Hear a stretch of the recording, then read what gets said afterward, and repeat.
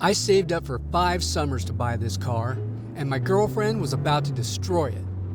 She was white-knuckling the steering wheel and gritting her teeth. She was crying and telling me she loved me, all while she was driving straight for a collision. I grabbed for the wheel, trying to calm her down, but it was too late. She had the pedal to the floor, and the last thing I heard was this car horn before everything went dark.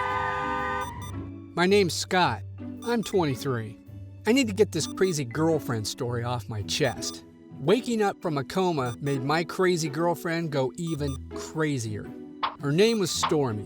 She was the insanely hot new girl at school with daddy issues and a rebellious streak. I was on cloud 9 when we started dating, but after a while, Stormy got a little clingy. She must have been a vampire or something because she never slept and would text me at all hours of the night. I was thinking about breaking up with her, but it seemed like a difficult conversation. So I just put it out of my mind. Truth be told, I was preoccupied with my new convertible. I bought her used and had a few touch-ups I wanted to get done. See, I hadn't told anybody about the car because I wanted it to be a surprise when I rolled up to school. My buddies would totally flip, and I couldn't wait to see their faces. I was putting a final coat of wax on the beauty when Clay showed up without calling, and he busted me. He thought the car was awesome and asked if I named her yet. Suddenly, the name Lucille popped in my head. I told Clay not to say anything about Lucille so I could surprise the rest of my friends at school. But by the time I finished dinner, I saw that Clay posted something online about me spending time with Lucille. It was only a joke, he explained later, but Stormy wasn't laughing. She completely ruined my big surprise. I drove Lucille into the parking lot and caught everybody's attention with her. Dual exhaust, 7-liter, 426 cubic inch Hemi V8 engine, and flat black paint job. But just then, Stormy threw her breakfast burrito at me, and it splattered all over the hood of my car.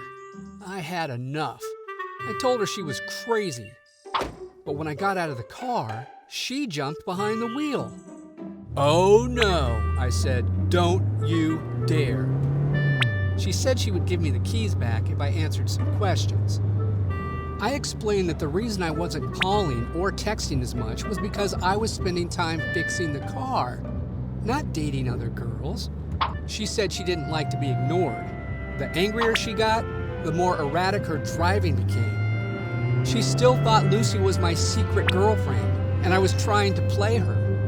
I explained to her that I could prove it, and she seemed to feel better.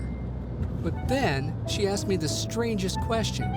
She asked if I loved her more than the car. This woman was insane. I should have broken up with her right then and there. She was heading straight for a tree, and I told her to quit joking. She was crying and telling me she loved me. I grabbed the wheel, pleading with her. Well, just then, she slowed down and told me to lighten up. "I'm just messing with you," she said. I had about a second to relax because a truck ran a red light, and bam! We were sideswiped. Stormy wasn't responding. The paramedics came and took us both to the hospital.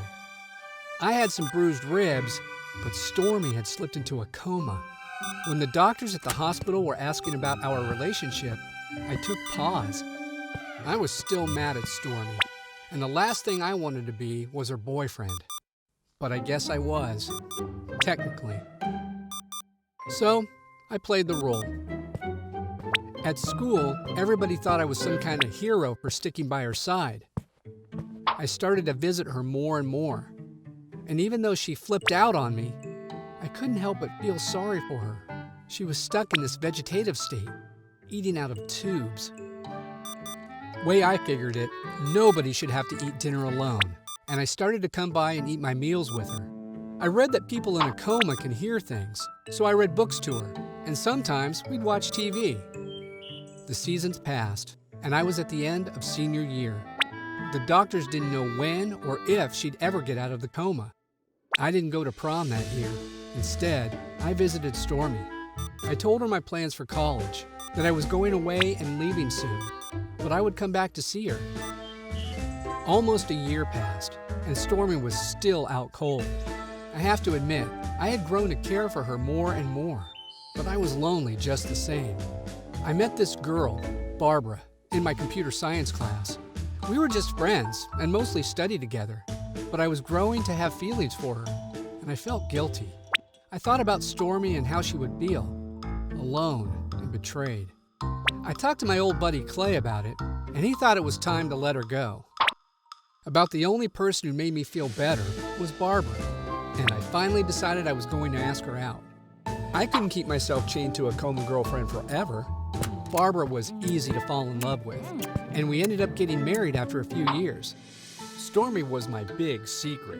I planned to tell Barbara about her, but I never really figured out the best way to put it. I still visited Stormy, but I was visiting less and less. In addition to being married, I had graduated and was working all the time. It was getting harder and harder to come by. One night, I was woken by a phone call. It was the hospital. They said I was still listed as an emergency contact for Stormy. She had woken up and she wanted to see me. "Who is it, honey?" my wife asked. I had to come clean. "It's my girlfriend from high school," I said.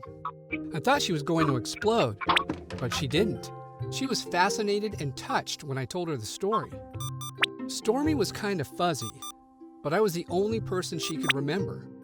The doctors recommended we let her stay with us for a few days while her memory came back. But the trouble was that her memory came back in strange ways. For example, she kept calling my wife Lucille, and she talked to me like we were still in high school. After a week, I sat her down and explained that Barbara was my wife, not a car. She flipped out on me again. She was screaming that she knew there was another woman. She cursed Barbara out, and then she went totally crazy. We heard she had gone to the mall to try on prom dresses and told the cashier that she was going to prom. And then they found her trying to break in, even though she didn't have tickets. She gave them my name and number, and when they called me, I realized that Stormy needed some serious help. After I picked her up and calmed her down, I took her to see Clay. He was a head doctor now, and I asked for his help. We met in his office, and they both asked me to sit down in the comfy chair. But I thought the chair should have been for Stormy. She was the crazy one. But then I realized I was wearing a tuxedo, and they told me that prom security called them. I kept saying that I had to go to the prom to save Stormy, that she was confused from her 5-year coma. But she wasn't in a coma, Scott. You were.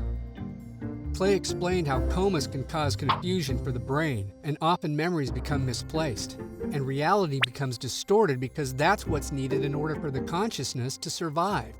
"Come on, Clay," I said. "It's me, your old buddy from high school. Do you really think I made this up?" "I'm not your buddy," he said. "I'm your therapist. We have a strict doctor-patient relationship." He reminded me that we had been making progress since I had come out of the coma. I started to track what was reality and what wasn't. Stormy was part of my therapy to set the record straight for me. She said she tried to break up with me, but you refused to accept it, and you caused an accident. I said she crashed my car. "Not so," she said. "The car wasn't even mine. It was hers. And it wasn't named Lucille. The car's name was Barbara." Somehow, in my coma state, I took random pieces from my memory to build a new reality. And I imagined Barbara completely. I wasn't married, and I didn't have a wife. It was actually the name of Stormy's car, which was never mine. I didn't know what was real and what wasn't. They showed me the hospital records, and my memory was coming back.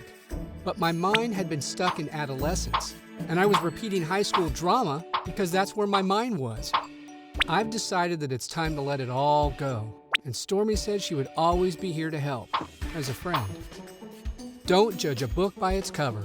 Most of the time when I hear the proverb, I think it applies to judging others, but it can also apply to yourself. Just because we think we're right doesn't mean that we always are, and it takes a big person to admit when they're wrong. What have you been wrong about? Tell us about it in the comments. And don't forget to like and subscribe for more hidden wisdom stories. Remember, when you share our stories, you're sharing wisdom.